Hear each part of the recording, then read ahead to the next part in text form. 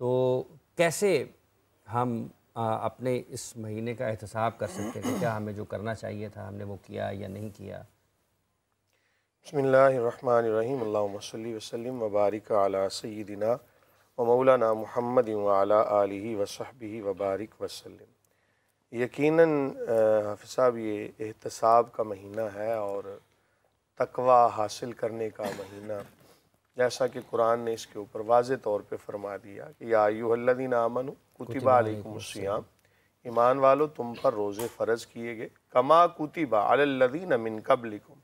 جیسا کہ تم سے پہلے لوگوں پر فرض کیے گئے، یعنی تم صرف تم ہی نہیں ہو بلکہ تم سے پہلے بھی لوگوں پر روزے فرض کیے گئے۔ اب اس کا مقصد بھی بتا دیا، لعلکم تتقون، کہ تاکہ تم متقی بن جاؤ۔ تو پتہ چلا کہ روزے کا مقصد اصل میں تقوی کا حصول تھا۔ اور جس طرح کہ نماز ہم پڑھتے ہیں تو نماز کا حکم اللہ تعالیٰ نے کئی مقامات پہ فرمایا قرآن میں، اور حضور نبی کریم صلی اللہ علیہ وآلہ وسلم نے اپنے فرامین کے اندر اور اقوال صحابہ میں، تابعین میں، سلف صالحین،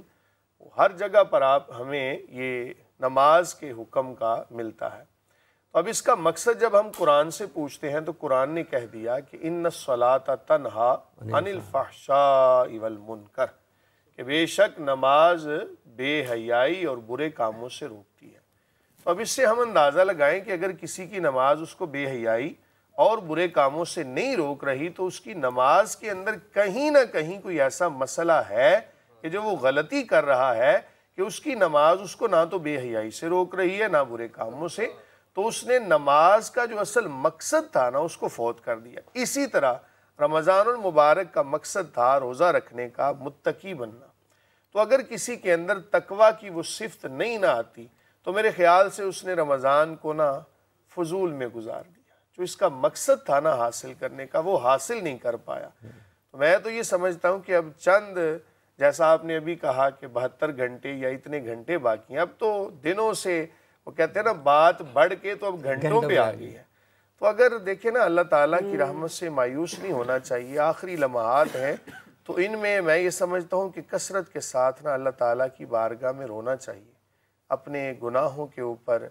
اور اپنی نادانیوں کے اوپر، اپنی کوتاہیوں کے اوپر۔ اور یہ جو رونا ہوتا ہے نا حافظ صاحب، اس سے بندے کو تقوی کی صفت کا نا کچھ حصہ ضرور ملتا ہے۔ بالکل ٹھیک بات کہ آپ نے مفتی صاحب، میں اس کی ایک چھوٹی سی مثال اگر عرض کروں تو آپ کی تمام چیزیں شاید فیک ہو سکتی ہیں، آپ کی مسکراہٹ، آپ کا چلنا، اوڑھنا، بچھونا، پہننا،